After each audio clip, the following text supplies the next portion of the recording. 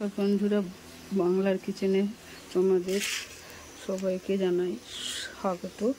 আজ বাংলার কিচেনে আছে পটল দিয়ে, আলু দিয়ে, রুই মাছের মুড়ো দিয়ে তরকারি, পটল ভাজা, মাছের তেল ঝাল। পটলগুলো ভাজার জন্য আমি পরিমাণ মতো সরিষার তেল দেবো। তেলটা গরম হয়ে গেলে তাতে আমি পটলগুলো ভেজে নেব। তেলটা আমার গরম হয়ে গেছে, এবার আমি পটলগুলোকে ভেজে নেব।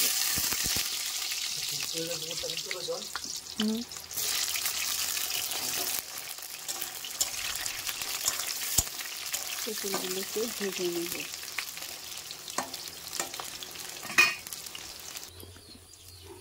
পটলগুলো আমার খুব ভালো করে ভাজা হয়ে গেছে, এগুলোকে এবার আমি তুলে নেব।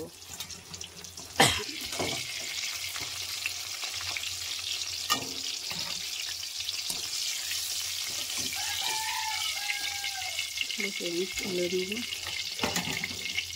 এই একই তেলে আমি আলুগুলোকেও একইভাবে ভেজে নেব।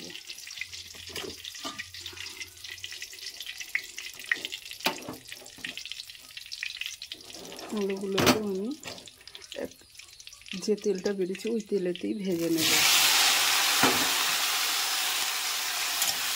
যেহেতু ধুয়ে রেখেছিলাম, একটু জল ছিল, একইভাবে ভেজে নেব। এবার আমি ভাজা হোক ততক্ষণ আমি মশলাটা রেডি করি। আলুগুলো আমার ভাজা হয়ে গেছে, এবার আলুগুলোকে আমি তুলে নেব।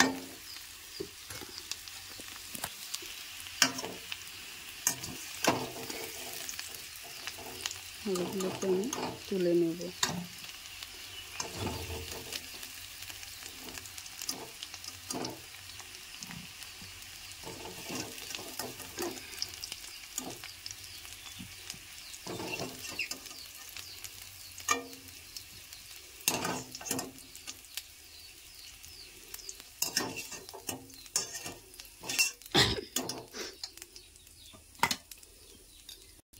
যেহেতু আমি বলেছিলাম রুই মাছের মুড়ো দিয়ে পটল আলুর তরকারি করব, সেই জন্য পরিমাণ মতো আবার একটু তেল দিলাম, কেননা রুই মাছের মুড়োগুলো ভাজতে হবে।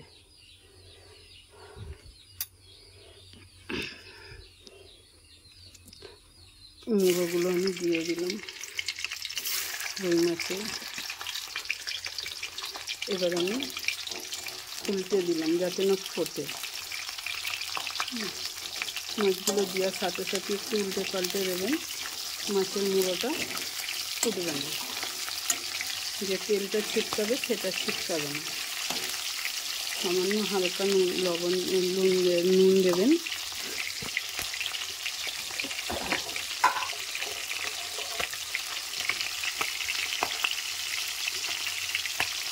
নুন দিলে মাছটা আর ফুটবে না।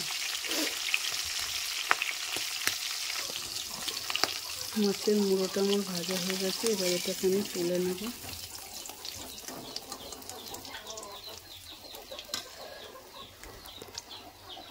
ফোড়নে দিয়েছি চন্দনী, 5 ফোড়ন, তেজপাতা, শুকনো লঙ্কা। এটা আমি 2 সেকেন্ডের জন্য একটু নেড়ে চেড়ে ভেজে নেব। দেখো ভাজা আমার হয়ে গেছে। এবার আমি 3টে মিডিয়াম সাইজের পেঁয়াজ কেটে রেখেছিলাম, সেটাকেও আমি কড়াতে দিয়ে দেব। দিয়ে দিয়েছি, এবার এটাকেও আমি একটু ভালো করে নেড়ে চেড়ে ভেজে নেব। একটা ছোট সাইজের টমেটো কেটে রেখেছিলাম, সেটাও আমি দিয়ে দিলাম, একই সাথে ভাজা হয়ে যাবে। পেঁয়াজ আর টমেটোটা আমার ভালো করে ভাজা হয়ে গেছে। এবার এটা আমি দিয়ে দেবো 3 টেবিল চামচ আদা রসুন বাটা। সেটাকে আমি একটু ভালো করে নেড়ে চেড়ে কষে নেব। দেখতে পাচ্ছ আমার আদা রসুনটা ভাজা হয়ে গেছে, মশলাটা কাঁচা গন্ধ আর নেই, তেল ছেড়ে দিয়েছি। এবার যে আমি হলুদ গুঁড়ো, জিরে গুঁড়ো, লঙ্কা গুঁড়ো দিয়ে একটা মিশ্রণ তৈরি করে রেখেছিলাম, সেটা এতে ঢেলে দেবো। এটাও একটু হালকা টু লো ফ্লেমে 2 থেকে 3 সেকেন্ডের জন্য কষে নেব। কিন্তু যে আমি মাছের মুড়োগুলো ভেজে রেখেছিলাম, সেটাও আমি ভেঙে মশলার সাথে কষে নেব। মশলার সাথে একটু নেড়ে চেড়ে কষে নেব। মশলা আমার কষা হয়ে গেছে। এবার আমি পটল আর আলুটা যেটা ভেজে রেখেছিলাম, আলুটা আমার 80% ভাজা হয়ে গেছে। এবার আমি আলুটা আর পটলটা দিয়ে মশলাটা ভালো করে কষে নেব। নুন দেব পরিমাণ মতো 1 টেবিল চামচ।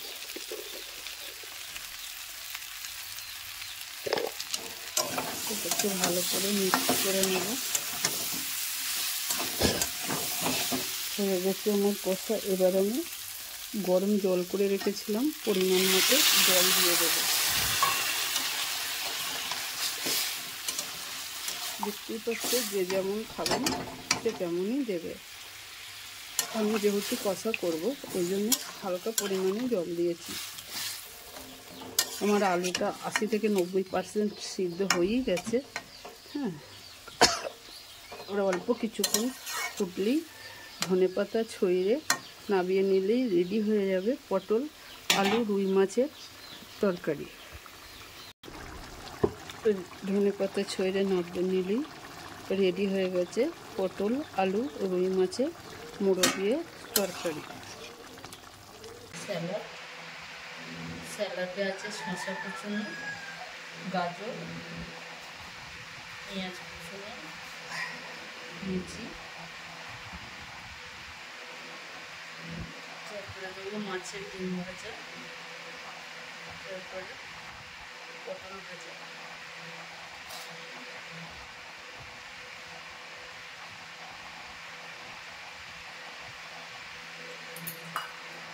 এবার দেবো আমি লেবু, লঙ্কা,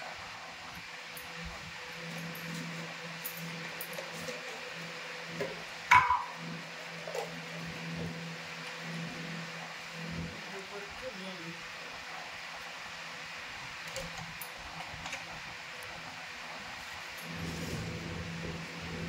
এবার দেবো আমি রুই মাছের তেল ঝাল করে রেখেছিলাম সেই মাছ।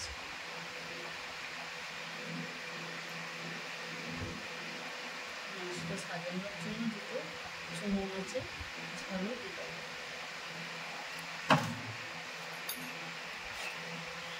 এবার আমি ধরে দিচ্ছি বাবাকে, খেয়ে বলো তো কেমন হয়েছে।